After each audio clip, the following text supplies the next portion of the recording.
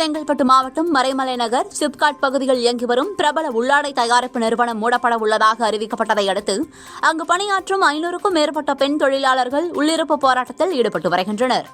கடந்த 2008ஆம் ஆண்டு முதல் செயல்பட்டு வரும் இந்த நிறுவனத்தை வரும் செப்டம்பர் மாதத்துடன் மூட நிர்வாகம் முடிவு செய்துள்ளதாக கூறப்படுகிறது.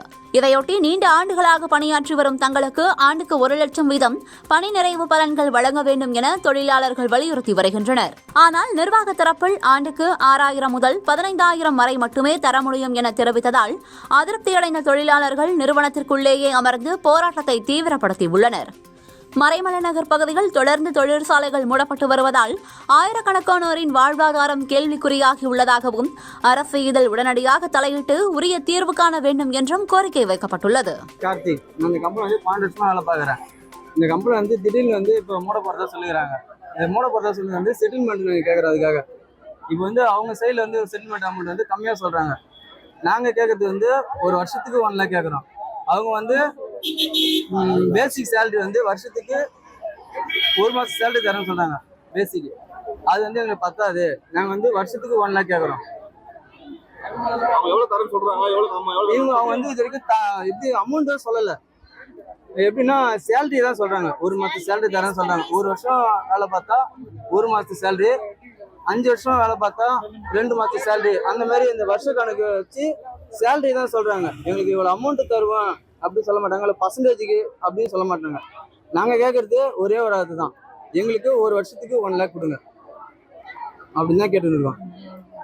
இது நாங்கள் இந்த கம்பெனி நம்பி தான் இவ்வளோ நாளாக வேலை பார்த்துக்கிறோம். நாங்கள் இந்த கம்பெனியில் இப்போ இந்த கம்பெனியில் 700 பேர் வேலை பார்க்குறோம். 700 பேர் இருக்கிற இந்த கம்பெனியில். இதுக்கு முன்னாடி அதிகமாக இருந்தாங்க. பாதி பேர் வேலை இல்லை, ஆர்டர் இல்லை அப்படின்னு சொல்லிட்டு நிறுத்திட்டாங்க எல்லாரையும். அவங்க அங்கே வேலையை பார்த்துட்டு அவங்க போயிட்டாங்க. இப்போ இருக்கிறது கம்மியான ஆப்ரேட்டர் தான். அவங்களுக்கும் கொஞ்சம் நல்ல மாதிரி ஏதாவது பார்த்து பண்ணணும்னு தான் நாங்கள் அவங்ககிட்ட கேட்குறோம். நாங்கள் ஒரு கோரிக்கையாக தான் அவங்ககிட்ட கேட்குறோம், வேற எதுவும் இல்லை.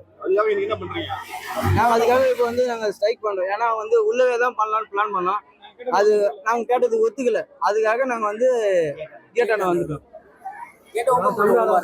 இது அரசு தான் ஏதாவது எடுத்து இதை பண்ணணும். நான் 5 வருஷமா வேலை செய்யறேன் சார். 5 வருஷத்துலயுமே எங்களுக்கு சரியான இதுவே எங்களுக்கு கிடையாதுங்க சார். இன்க்ரிமெண்ட் 4 வருஷமா இன்க்ரிமெண்ட் போடல. கம்பெனி லாஸ்ட்ல இருக்கு, இன்க்ரிமெண்ட் இல்லைன்னு சொன்னாங்க. அவங்க ஏத்த மாதிரி நாங்களும் இருந்தோம் சார். சரி லாஸ்ட்ல போகுது சொல்லிட்டு அவங்க ஏத்தபடி எல்லாமே நாங்க சப்போர்ட் பண்ணோம். கடைசியா கம்பெனி க்ளோஸ் பண்றாங்கன்னா 3 மாசத்துக்கு முன்னாடியே சொல்லணும். எங்களுக்கு நோட்டீஸ் ஓட்டல சார். திடீர்னு இன்னைக்கு நோட்டீஸ் ஓட்டல, ஒன்னும் ஓட்டல. 5 பேர் லைனுக்கு ஒருத்தர் கூப்பிட்டு கம்யூனிகேஷன் கூப்பிட்டாங்க. 5 பேர் கூப்பிட்டு இந்த மாதிரி கம்பெனி க்ளோஸ் பண்றோம், அடுத்த மாசம் 25ஆம் தேதி க்ளோஸ் பண்றோம், வருஷத்துக்கு 6000 ரூபாய் தான் கொடுப்போம் அப்படின்னு சொல்றாங்க. இத்தனை வருஷமா நான் கஷ்டப்பட்டு நான் வேலை செஞ்சதுக்கு எங்களுக்கு 6000 ரூபாய் கொடுத்தாங்கன்னா என்ன சார்? நான் 5 வருஷம் வேலை செய்யறேன். 5 வருஷத்துக்கு எங்களுக்கு 1 லட்சம் கூட வரலீங்க சார். அப்போ 1 வருஷம் வேலை செஞ்சவங்களுக்கு 1 வருஷம் வேலை செஞ்சவங்களுக்கு என்ன சார் சம்பளம் கொடுப்பாங்க? என்ன எங்களுக்கு வரும்? எங்களுக்கு போனஸ் சரியா வந்தது கிடையாது. இன்னமும் எங்களுக்கு கம்பெனி க்ளோஸ் பண்றாங்கன்னு எதுவுமே சொல்லல. மீட்டிங் எல்லாத்தையும் க்ளோஸ் பண்றாங்க. எதுவுமே பண்ணாம அவங்களே சாப்பாடு கட் பண்றதும் சரியா இல்ல. எங்களுக்கு வேனும் சரியா இல்ல. வேனே கட் பண்ணிட்டாங்க. எதுவுமே ப்ராப்பரா இல்ல. எந்த ஒரு ரீசனும் ப்ராப்பரா சொல்ல மாட்டாங்க. எல்லாமே ஷார்ட்டா அதே மாதிரி வேனோட ஃபெசிலிட்டி கம்மி பண்ணிட்டாங்க. இவங்களுக்கு ஏத்த மாதிரி நாங்க இருக்கோம். ஆனா எங்களுக்கான ஊதியத்தை அவங்க கொடுக்கவே மாட்டாங்க. வருஷமா அவங்களுக்கு ஏத்த மாதிரி இருந்துட்டேன் சார். இப்போ எங்களுக்கு தேவையான அமௌண்ட் வரணும் சார். அதுக்கு அவங்க என்ன பண்ணணுமே எங்களுக்கு பண்ணி கொடுக்கணும் சார். அவங்க இப்போ எங்களோட கோரிக்கைய அவங்க ஏத்துக்கிட்டு எங்களுக்கானதை அவங்க கம்பல்சரி செஞ்சுதான். ஆனா இந்த போராட்டம் நாங்க இப்படியேதான் எடுத்துட்டே உள்ள போய் நாங்க வேலை செய்யவே மாட்டோம். எங்களுக்கு வயசு கம்மி சார். எந்த கம்பெனி போனாலும் வேலை எடுத்துப்பாங்க. அப்ப 40 வயசு 30 வயசு ஆனவங்களா 30 வயசு 40 வயசு ஆனவங்களா எங்க சார் வேலைக்கு போவாங்க? அவங்க வேலைக்கு போய் அவங்க வேலை செட் ஆக சரியா சார். நாங்க எங்க போய் கஷ்டப்படுவோம்?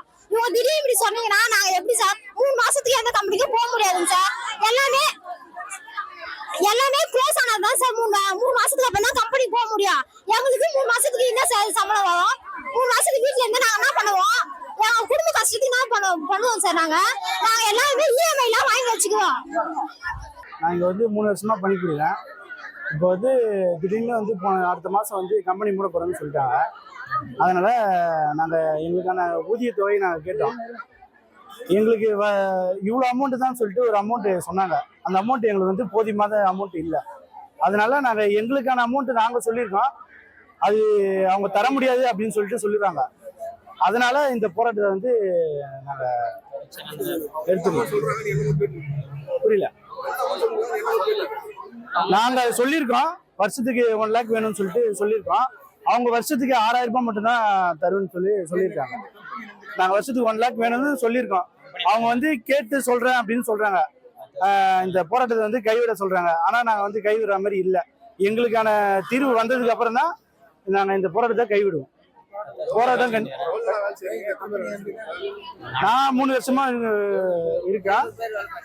இங்க வந்து 700 பேர் இருக்காங்க. 700 பேர் இருக்காங்க.